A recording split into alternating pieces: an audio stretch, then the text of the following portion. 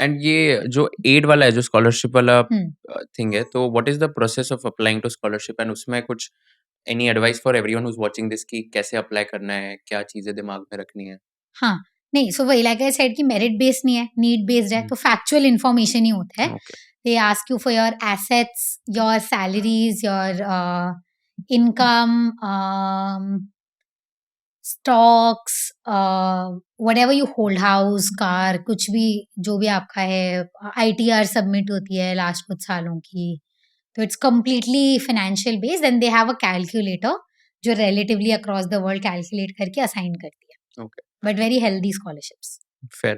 So the total cost will be in the range of rupees 2 crores for doing an MBA from both Harvard and Stanford. हाँ, जिसमें से आप मान सकते हो कि ट्यूशन अगर अराउंड 1 करोड़ है, तो मतलब ट्यूशन 1 करोड़ नहीं है, 85 कितना हो गया, 170 इंटू 8, 1.3. हाँ, so about 1.3 crores is 1.2 1.3 crores is tuition, बाकी इज रेस्ट. तो 1.2 1.3 में से आप मान सकते हो 1 करोड़ तक तो आपको मिल जाएगा. तो वो 2 करोड़ का real cost is actually 1 crore only.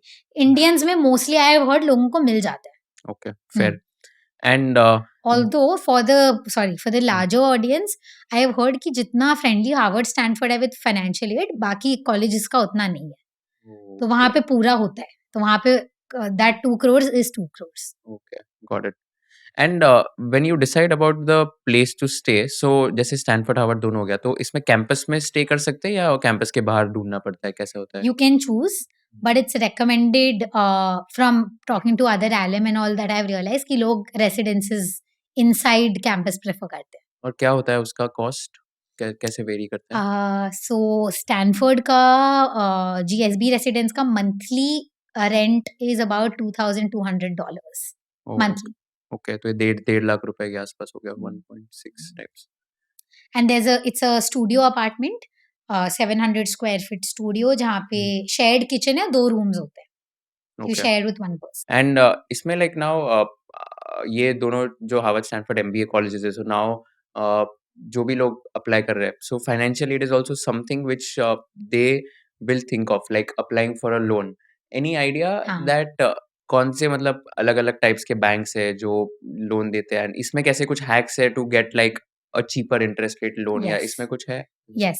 So I'll tell you, like I'll take Stanford's example and tell you, right? So जितना मुझे scholarship मिला है, so cost of attendance is $250,000. Cost of tuition is about 80 to 82 $165,000. तो 165,000 के part में से जितना part scholarship मिला, 165 is what they can cover in scholarship which is tuition. उसमें से लेट से मेरे को 130,000 का स्कॉलरशिप मिला है, बचा 35,000 प्लस अब टोटल जो कॉस्ट ऑफ अटेंडेंस है $250,000. तो उसमें एडिशनल गैप कितना था, 115. सो 115 प्लस इधर 35, 150,000 जो बचा है, जो मेरे को फंड करना है, जो स्कॉलरशिप से नहीं हुआ है.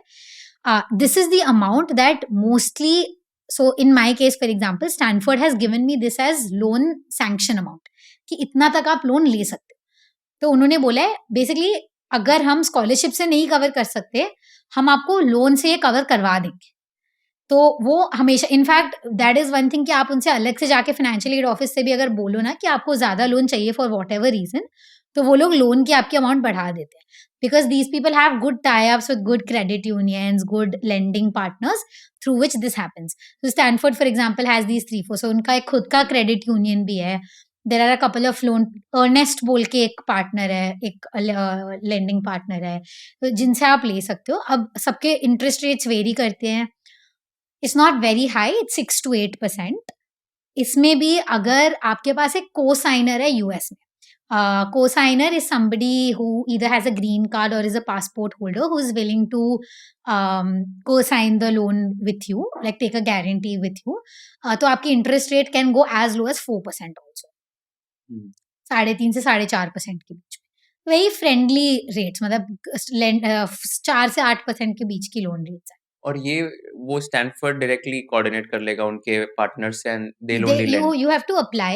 दे बट उनकी जो वो फॉर्म है ना कि जो ऑफिशियल उनका लेटर आता है कि इतना हमने सैंक्शन कर दिया है, दैट सफिशिएंट। उसके बाद प्रोसेस उतना डिफिकल्ट नहीं होता है, आप अप्लाई कर दो तो आपको यूजुअली दे देते हैं फिर। ओके, कि आपकी क्रेडिट वर्दीनेस यहीं से प्रूव हो जाती है, राइट? कि आप इस कॉलेज में हो, उसकी ये मीडियन सैलरी है, तो पीपल डू फील लाइक ठीक है, you will be able to pay it. Right, they also have a lot of loan forgiveness programs, loan deferment programs, इसलिए काफी लोग प्रेफर करते हैं। फॉर एग्जाम्पल स्टैनफोर्ड में अगर आप कोई इम्पैक्ट वेंचर कर रहे हो आफ्टर स्टैनफोर्ड, जिसमें आप कोई सोशल इम्पैक्ट कर रहे हो, तो लोन आपकी फॉरगिव भी हो सकती है पूरी की पूरी।